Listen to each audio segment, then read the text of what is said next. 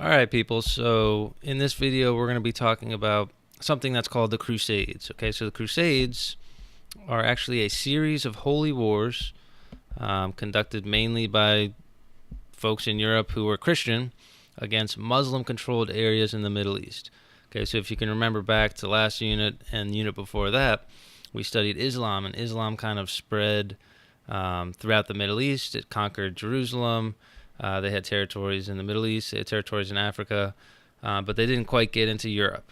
Okay, so what ends up happening is these European peoples, these European nobles, knights, etc., they want to go back and take back that Holy Land. Okay, they want to go take back Jerusalem. Okay, so this is going to happen over the course of literally hundreds of years. These Christian armies are going to go try and invade the Middle East. They're going to go try and take over Jerusalem. Okay, so there's like a first crusade, a second crusade, a third crusade, so on and so forth. But the point is we're just looking at this from a general perspective. So we just need to know kind of what the crusades were and why they were important. All right, so key events of the Crusades. All right, Pope Urban II. Okay, we need to know this name. We need to know who he is. He's the Pope in 1095 CE, and he's going to give a speech. Okay, and he's going to basically say, we need to go take back Jerusalem. Okay, we being the Christians. So he calls for a Christian crusade against the Muslims in Jerusalem, and anyone who fights gets promised these heavenly rewards. Okay, so this is important. The Pope is saying that if you go ahead and fight in this war for us, you're guaranteed to go to heaven. You're going to get all the religious rewards we can give you, and it's going to be great for you. If you don't fight, it's very possible you'll be frowned upon by the church, which is not good during this time period. You might even be excommunicated or removed from the church. So the Pope is kind of throwing his weight around and using that to get people to fight for him. All right, so many knights, nobles, and commoners are going to sign up to fight. Okay, this is in part because they want to, listen to what their Pope is saying. They want to fight for their religion, all that kind of stuff. But also these people are looking for status, loot, riches, etc. Okay, and warfare during the old days is often a way to do that. So here's kind of the route they take. Okay, so Pope Urban II obviously has his headquarters in Rome. Okay, that's where the Catholic Church is located. They get a call from kind of the Byzantines. Okay, obviously Byzantine Empire right here. And they need help against these Turks, these Muslim armies. So the Pope calls for the crusade, and these people kind of come in. They go over the Mediterranean Sea, and they head into Jerusalem right here. Okay, and this is where most of the fighting takes place in the Middle East. So I believe that is on your note sheet. Label the map of kind of where the crusading armies came from and where they ended up, which is Jerusalem right here. So Pope Urban II gives that speech, and what ends up happening is these Christian armies are able to take Jerusalem. So they are not particularly effective, these Christian armies, against the Muslim armies, but after years of warfare, they do take Jerusalem, at least for a little bit, and they do take some other territory. Okay, they take what's called Crusader states. So they take these areas in the Middle East, and they turn them into like small areas of Christian-controlled territory. Okay, the problem is they didn't really think this out very hard because all this territory is surrounded by Muslim-controlled areas who they just got done fighting, and it's going to be difficult to hold all this territory.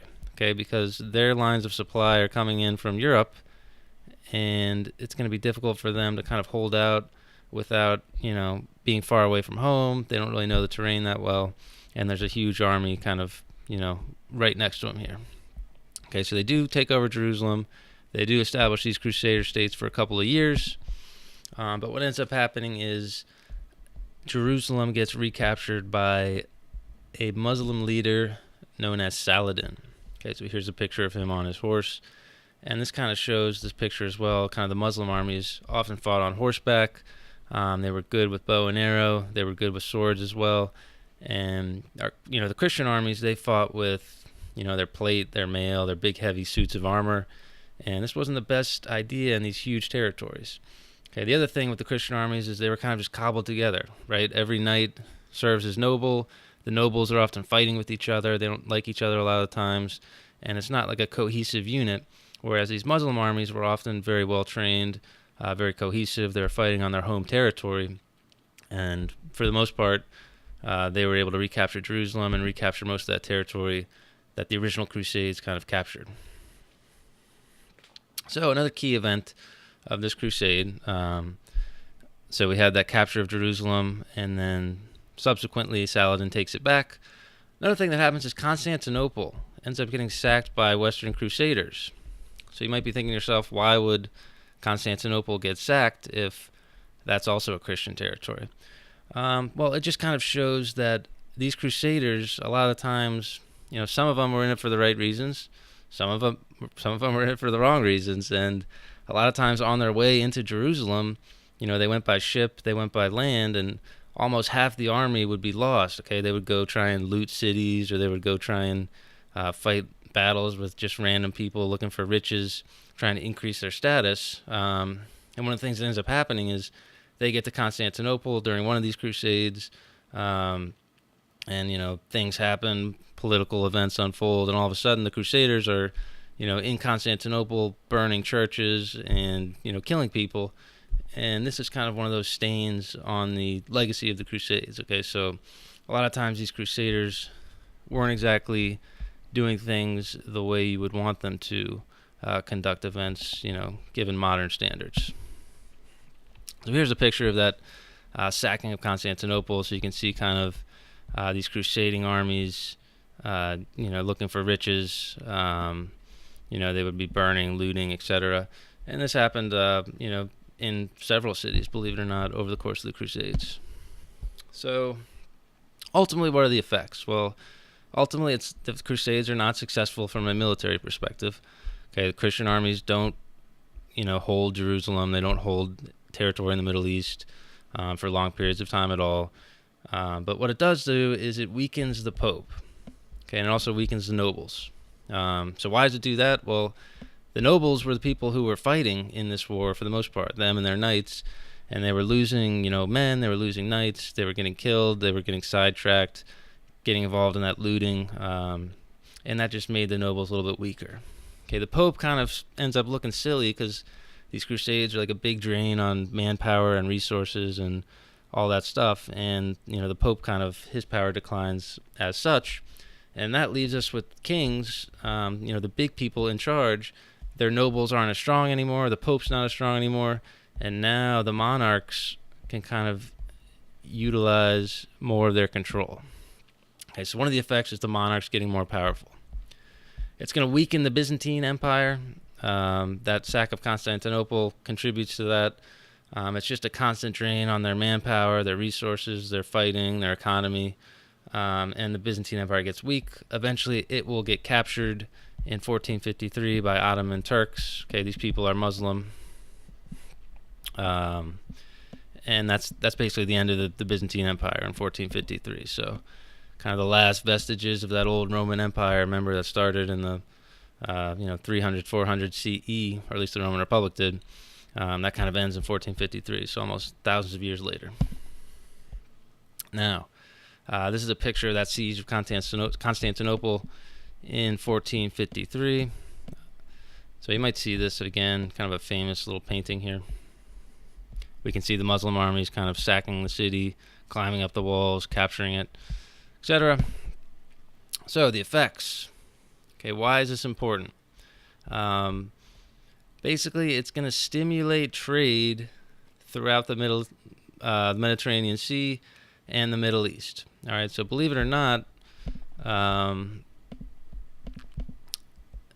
basically what happens is that, while they're fighting each other, they're also exchanging ideas, they're exchanging kind of, goods and services because they need to be able to live on this territory that they've created. And there's kind of more of a demand for Middle Eastern goods, there's more of a demand for Asian goods, and it's basically increased contact between the Middle East and Europe. Remember that Europe was going through a dark age, they didn't have a lot of contact with the rest of the world. Now all of a sudden they get that contact and it stimulates trade. Another thing it does is it leaves a legacy of bitterness and anger between the Christians, Jews, and Muslims. So obviously the Christians and Jews are fighting each other. The Christians and Muslims are fighting each other The Jews, have claim to that territory as well. They kind of, are engaged in some less than reputable behavior from the Christians, at least some of them. And it just leaves a legacy of bitterness and anger. If you can't see that today, all you have to do is turn on the news, folks. Economic effects of the Crusades. So kind of like I just said, there was an increased demand for Middle Eastern products, and this stimulated, the production of goods, but also the trade of goods from Europe to the Middle East and from the Middle East to Europe. Okay, and this is going to encourage the use of credit and banking. Now that we have more trading, we have people extending lines of credit, and we'll probably go over more of this idea in class, but basically the idea of credit is you lend people money, you let them borrow it, and they kind of pay you back with interest so that both people benefit. The people who are borrowing the money and the people who loan it out end up getting more money for themselves due to interest. All right, so we'll talk more about that in class. And this is just a fancy chart if you want to take a look at it. But yeah, that's the Crusades.